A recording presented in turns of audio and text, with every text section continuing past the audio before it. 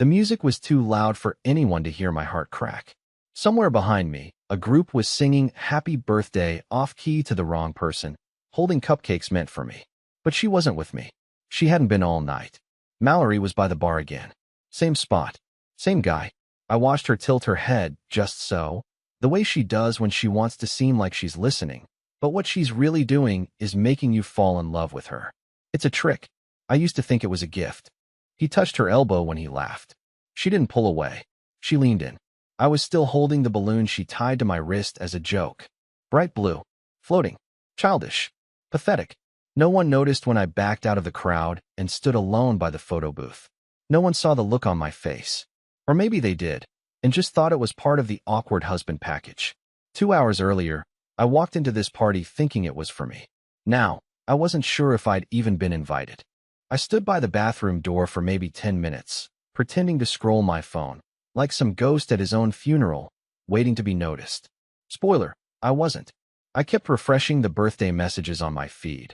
Most were just recycled HBD bro texts from people who didn't even show up. Meanwhile, Mallory was lighting up the room like she was the one being celebrated. Her laughter, exaggerated and sharp, kept cutting through the music. That laugh used to mean I was the funniest man in the world. Now it sounded like a soundbite on repeat, preloaded just for him.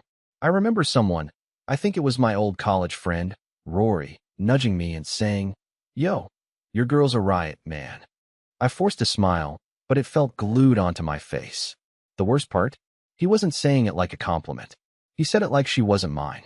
Like I was just the guy who helped her carry in the decorations. When I finally walked over to the bar, she didn't see me at first. I stood behind her, close enough to smell her perfume, the one I bought for our anniversary last year. It was supposed to be our scent, but now it just smelled like betrayal in a bottle. She was holding a glass of something pink, laughing as he mimicked some story she must have heard a dozen times from me. Except when I told it, she barely smiled. When he told it, she was in tears. She turned halfway and spotted me. No hug. No, there you are. Nothing. Just a quick, tight smile that didn't reach her eyes. "Having fun?" she asked, like a teacher checking on a quiet kid at recess. I said something like, "Yeah, great party," but even I didn't believe it. Then he spoke. "Miles. Man, you've got a cool wife," he said, clinking his glass against mine without waiting for me to raise it. "She's a killer host." I nodded, because what else do you do when someone hijacks your birthday and thanks you for it? I watched them drift back into their little duo bubble. Jokes, shoulder touches, shared eye rolls at things I wasn't part of. And that's when I saw it. She reached up and fixed the collar on his shirt. It wasn't crooked. It wasn't even messy. But she smoothed it anyway, her fingers brushing the side of his neck like they had every right to be there. I excused myself and walked out into the alley behind the venue. No dramatic exit, no slamming doors. Just a guy standing next to a dumpster in a cheap paper crown that was starting to rip from the rain. I stood there for a long time, just thinking, not crying, not yelling, just erasing the version of her I thought I knew, rewinding every moment in slow motion, wondering when exactly I stopped being the person she looked at like that. And then my phone buzzed. One notification. Mallory tagged you in a post. Best night ever, 2 hearts, party popper, hashtag blessed, hashtag birthday boy. Funny, I didn't feel blessed. I felt like a prop in a photo she'd delete before the year was out. When I came back inside, no one noticed I'd been gone for almost an hour. Not even her. Not even Mallory. I stood near the coat rack for a while, just watching her move through the party like she was the bride at her own wedding, being congratulated, touched, kissed on the cheek. She looked electric, euphoric, like something had been lit inside her that I wasn't even capable of igniting anymore. Or maybe I never was, and I was just too naive to notice. I tried to spot signs of discomfort, anything to suggest that maybe, just maybe, she wasn't completely aware of what she was doing. But no, her eyes were too bright, her body too fluid, her smile too natural. She was present, just not with me. Eventually, I found myself in the back room where people had thrown their jackets. I wasn't looking for anything. I just needed somewhere to exist where I wasn't being ignored in plain sight. The room smelled like cheap cologne and cake frosting. Someone had placed an unopened gift on the table, probably mine, though it didn't have a tag. I stared at it for a while, trying to decide if opening it would count as self-care or self-harm. And then I heard it. Her laugh again, muffled through the wall, followed by his. I didn't move. I just stood there like a man trapped in the echo of his own humiliation. Because here's the worst part. It wasn't the sound of betrayal that killed me. It was the joy in it. That carefree, unfiltered joy I hadn't seen from her in years. It made me feel like I'd been emotionally squatting in a marriage that had already been abandoned. The door creaked open a few minutes later and Mallory stepped in, surprised to find me there, sitting on the edge of a chair like some forgotten puppet. Her expression flickered for a second. Guilt, maybe, or annoyance. I couldn't tell. "I've been looking for you," she lied. I just nodded. My throat was too tight to respond. She walked over, kissed me on the forehead, and said, "You okay?" I almost laughed. "You okay?" Like I'd just missed the dessert table or gotten a flat tire. I wanted to scream. I wanted to shake her and ask what happened to the woman who used to fall asleep on my chest during thunderstorms. But I didn't, because I already knew I'd lost that version of her. And worse, I had a sick feeling she didn't even remember being that woman. I asked if she was having fun. Her answer was quick. "Yeah, it's been amazing. Everyone's vibing." She started talking about how great Miles was at getting people together, how he brought board games and somehow had a speaker in his car that synced better than the venues. I didn't ask about Miles. I didn't want to hear about Miles. But there she was, praising him like he was the MVP of the night. Like he had done something I couldn't. Like he had replaced me without even needing to apply for the job. I asked if they were close at work. Her face didn't change. "Not really," she said, too quickly. "He's just super social. That's all." And in that moment, I felt it, the script. The way she said it. Rehearsed. Practiced. Like a line from a movie she'd watched in the mirror. Later, when we got home, she passed out almost instantly. Didn't even brush her teeth. Just collapsed into bed like the party had drained her. I sat at the edge of the bed, staring at the back of her head, wondering how many truths were buried in that silky wave of hair. I checked her phone. I know. Low move. But love makes you pathetic. And suspicion makes you worse. There was nothing obvious. No text from him. No photos. Just a recent search in her browser. How to reset Instagram story privacy. That was it. That was the dagger. She had changed who could see what. And I wasn't on the list. That night, I slept on the couch. Not because we fought. Not because we even spoke. But because there's nothing lonelier than lying next to someone who's already left you in every way that matters. Except physically. And the scariest part? She didn't even ask why. The next morning, she made pancakes. Blueberry. My favorite. She even shaped one into a heart and joked that it looked like an old shoe, but it was made with love. I chewed it in silence while she scrolled her phone and giggled at whatever meme Miles had apparently sent to the work group chat. I asked to see it. She said, "You wouldn't get it." Then she changed the subject and offered me orange juice with the same energy you'd used to shut down a protest. I should have said something. I should have dragged it all out into the light and made her explain herself, but I didn't. Because confrontation, for people like me, feels like begging someone not to leave a door they've already walked through. So instead, I played along. I asked her what time she had yoga, how she liked her new shoes, whether she still wanted to go to that stupid wine tasting next weekend. I acted like a husband. She acted like someone playing house. It wasn't until she left for the studio that I found it. Her iPad. Still synced to her phone. Still unlocked. Again, I know what this makes me. I've already judged myself harder than anyone reading this ever could. But I wasn't looking for drama. I was looking for clarity. Something to either prove me wrong or give me permission to stop feeling crazy. At first, it was nothing. Recipes. Pinterest boards. A notes app full of grocery lists and half-written affirmations. And then I opened the Messages app. Just one thread stood out, under a fake name. M, with a blue butterfly emoji. I knew immediately. She doesn't even like butterflies. Never has. Always said they gave her moth energy. But there it was, pinned to the top of the list, like something special. Like a secret drawer at the bottom of a jewelry box. I opened it. It wasn't explicit. Not yet. But it didn't have to be. The first message I saw was from her, sent the night of the party, the exact time I'd been outside standing in the rain like a kicked dog. "You were the best part of tonight. Wish we could have had 5 more minutes alone." He replied with a winking emoji and said, "We made it work winking face more soon. I'll be dreaming about that laugh."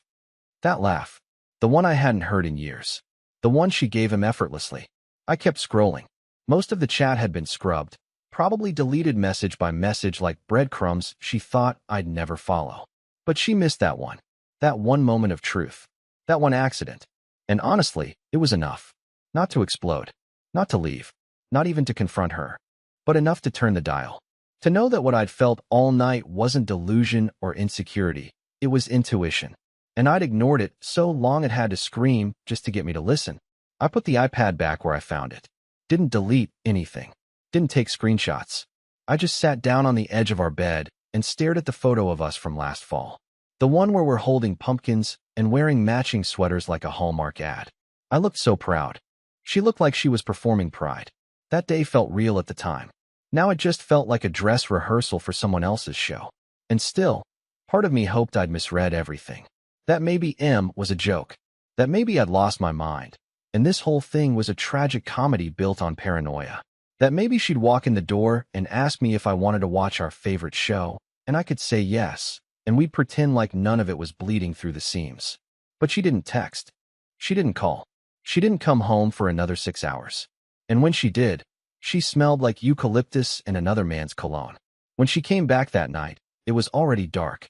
The kind of dark where streetlights barely touch the pavement, and your own living room feels like a movie set waiting for a scene that never comes. I didn't say anything at first. I just listened to the door unlock, the keys clink in the bowl, her heels clicking against the wood floor like nothing had happened. Like the world hadn't tilted off its axis while she was out there, doing God knows what with someone who apparently now gets to share her laugh. She dropped her gym bag and called out, "Glenn." Not sweetly. Not like she missed me. Just routine. Like checking if the cat was fed. I answered from the kitchen, pretending to scroll something on my phone, like I hadn't been waiting for that door to open for 6 hours straight, spiraling in silence, biting the inside of my cheek until it bled. She walked in and smiled. That same soft, fake smile she's been handing out like Halloween candy lately. "Sorry I'm late. Class went long, and then I grabbed dinner with Jessa." Jessa, the human alibi. She used her name like a shield, and I was expected to nod and move on. I asked her what they ate. She said Thai. I asked where. She paused. "That little place on Pine, you know the one." "We've never been to a Thai place on Pine." I checked later. There isn't one.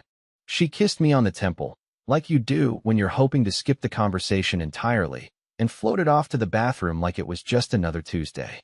I sat there listening to the water run as she showered, wondering if the steam was hot enough to wash off whatever wasn't mine. That night in bed, I turned my back to her. She didn't notice. Or if she did, she didn't care. She drifted off fast, her breath going slow and steady while I stared at the ceiling fan spinning above us like it was clocking how many hours I'd wasted pretending we were still real. I wanted to touch her shoulder. I wanted to ask, beg, for the truth. But I didn't. Because what do you even do when the truth would only make things worse? At 3:12 a.m., I checked the iPad again. Nothing new. She'd cleared it this time. Cleaned house. Deleted everything like it had never happened. She probably thought she was being smart. And honestly, she was. Most men wouldn't notice. Most husbands would just be happy their wives weren't screaming at them. But I wasn't most men. I was the man she used to love. And now I was a piece of furniture she occasionally smiled at when company was over. The next day was normal.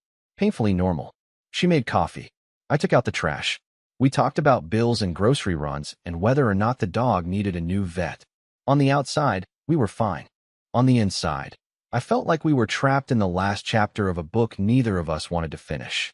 And then something happened. Something small. But it hit me harder than everything else combined. I went to grab my hoodie from the coat rack, the gray one she always hated. She used to call it the ugliest thing I own. But there it was, freshly washed and folded at the foot of the bed. Not a word. Not a joke. Just there, neat and clean, like she was trying to hit reset on something that was already burning. That's when I realized it. She wasn't hiding anymore. She wasn't fighting. She was managing me, handling me, keeping the temperature low so I wouldn't boil over before she figured out her exit strategy. And I was letting her, because I didn't want to admit that the woman I loved had become a stranger wearing her face. I started locking the bathroom door. Not when I was using it, but when I wasn't. It sounds stupid, I know, but it was the first thing I could control. The first thing that was mine. She noticed, of course. Said something like, "Why is the door locked? Did the latch jam again?" I shrugged and told her I must have forgotten. She didn't press. Maybe she was too busy rehearsing her own lies to challenge mine. The strange thing about betrayal is how it makes you hyper-aware of absolutely everything. I started noticing things that had probably always been there. The way she angled her phone when she texted, how her voice changed slightly when she answered certain calls, how she started brushing her teeth before dinner, like she was prepping for something other than pasta. I started memorizing timestamps. Not because I was looking to catch her, not directly, but because I needed a map of the slow erosion I was living through. One night, I walked into the living room and found her sitting cross-legged on the floor, surrounded by scented candles, doing one of those breathing exercises from her wellness app. She looked peaceful, serene, even, like someone who had made peace with a decision the rest of us hadn't been let in on yet. I stood there watching her for longer than I should have. She didn't open her eyes. I don't even think she noticed I was there. I felt like a ghost. And not the spooky kind, the kind that's just forgotten. Later that evening, she fell asleep on the couch, mid-episode of a show we used to watch together. I didn't cover her with a blanket. I didn't kiss her forehead. I just sat down at the desk and opened my laptop. Not the shared one. Not the one she knew the password to. My old one. The one from before we got married. I hadn't touched it in years, but something told me I needed it now. I created a new email account. Burner name. No contacts. No linked numbers. I didn't know exactly what I was going to use it for, but I knew I needed it. Just in case. Then I did something even worse. I followed Miles on Instagram. From the burner, of course. No profile picture. No posts. Just followed and waited. His account was public, because of course it was. That kind of confidence always is. I scrolled. I wasn't looking for photos of her. I already knew she'd be smart enough to avoid that. I was looking for slips. And then I found one. A photo posted 3 days after the party. It was him, holding up a glass of wine in someone's kitchen. A dimly lit space, string lights hanging down, vague reflection in the microwave door. But I recognized the backsplash. It was ours. The caption said, "Unexpected company is the best kind." No tags. No location. No evidence. Just enough to make me feel like the ground was evaporating under my feet. I showed it to no one. Didn't save it. Didn't confront her. I just stared at it for a long time, as if I could force the pixels to confess. That night, I went to bed before she did. She kissed me on the cheek. I pretended to be asleep. She stayed awake in the living room for almost 2 hours. I could hear her pacing. Or maybe she was just cleaning. Or texting. Or unraveling her own little knots of guilt. Either way, I didn't get up. I didn't follow. I just added one more entry to my mental file. He's been in our house. I wasn't home. She didn't tell me. And still I did nothing. Because somewhere deep down, I think I was waiting for her to make a mistake that wouldn't let me deny it anymore. I didn't want to catch her. I wanted her to trip and admit it herself. But the truth is, she was too careful. And I was too broken to leave without proof. It started with a missing charger. Nothing major. Just her work charger. The one she always kept in the kitchen drawer under the coupons she never used. One morning, she opened the drawer, frowned, and said, "Huh, weird. Did you move my charger?" I shook my head. Nope. She shrugged it off. I watched her walk away, annoyed but not suspicious. That was the point. It was a nudge, not a blow. That same night, I replaced the toothbrushes. Hers was blue, mine was green. I swapped them. Didn't say anything. Just waited. She used the green one without hesitation. Never noticed. I logged that too. She was on autopilot. Her world was tight, self-contained, curated. She wasn't paying attention to small things, only big threats. And that was her mistake. The third step took longer. I waited until she left her phone unattended during a shower. Just a few minutes. I didn't go through her texts this time. I didn't need to. I went into her settings, opened the screen time feature, and set up an app timer on Instagram, 30 minutes a day. After that, it would lock the app unless a password was entered. I used a code she wouldn't guess, the date we first kissed. She never remembered that one. Said it didn't matter because the whole season was magical. But I remembered. I always remembered. She never said a word about the restriction. But I noticed that her scrolling habits changed. Less time on the couch, fewer random bursts of laughter at 2 a.m. She started using the browser more. I saw her searching Instagram manually, typing it in like she was dodging tripwires she didn't know existed. I could tell she was trying to figure out why her app was suddenly acting up, but not enough to accuse me. That's what happens when someone's already lying. They're too paranoid to call out anything that smells like a trap. Meanwhile, I planted the decoy. A folded note, left just slightly visible between pages of a book on her nightstand. The book she never finished. She hadn't touched it in months. I wrote something simple. A name she didn't recognize. A phone number.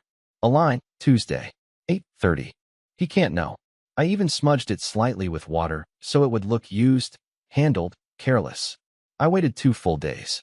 She didn't mention it. She didn't ask who the note was from. But she moved the book. I found it upside down in the drawer, like she had peeked and then panicked. That was when I knew she was hiding, too. Not just from me, from herself. And she was starting to feel hunted, the same way I had for weeks. We weren't living together anymore. We were co-surveilling each other, like spies who used to be lovers, now just navigating a house full of landmines, each pretending not to see the red flags duct-taped to every surface. But then I crossed a line, and I knew I crossed it the moment I didn't feel guilty. It was around 1:40 in the morning. I heard the buzz, not her phone, but her iPad. She left it on the couch again, screen still on. I glanced. Just once. One notification. You still awake? I missed that little smirk. I took a photo of the screen with my own phone. Not for confrontation. Not for court. Just to have it. Just to own it. The proof.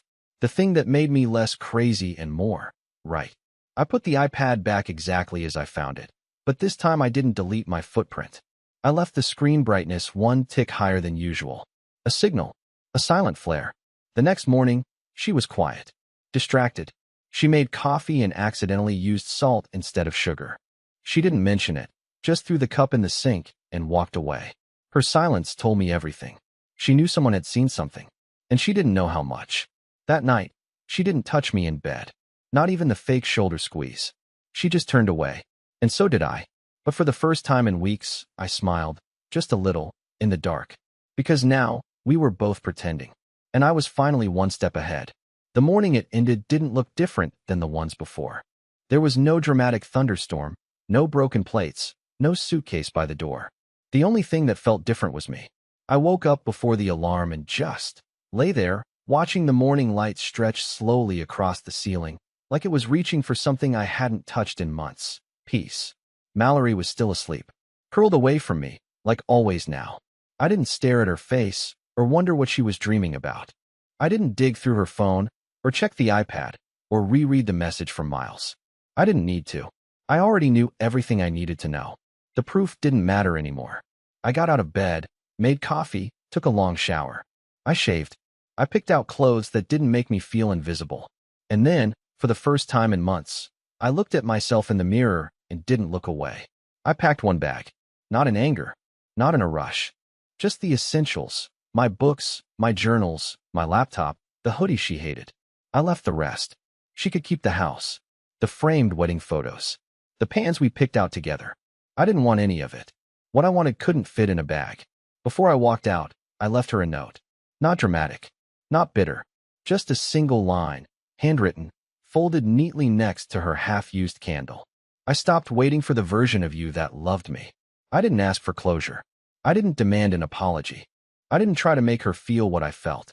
Because the truth is, I had already spent too long hoping she would notice what she broke, and I was done kneeling in front of a person who didn't even realize they were standing on me. I moved into a quiet studio downtown. Nothing fancy. Exposed brick, bad Wi-Fi, amazing light in the morning. I started walking again, not to clear my head, just to feel the ground under my feet. I took up photography, got a part-time teaching gig at the community center. I made exactly 0 plans, and for the first time in years, that didn't scare me. She texted me 3 days later. Just, can we talk? I didn't respond. Not because I was punishing her, but because I didn't need to talk anymore. I didn't need to hear the excuses, or the tears, or the half-true confessions. I had already grieved the marriage, quietly, privately, in the silence between our words. And now, finally, that silence felt like peace. The last thing I'll say is this. If you're reading this, and you've ever felt invisible in your own life, please know, there is another side. A softer one. A quieter one. A place where your mind isn't spinning and your chest doesn't feel like it's caving in every time you hear someone laugh from another room. I found that place. And it didn't come from revenge. Or answers. It came the moment I realized I was worth more than waiting.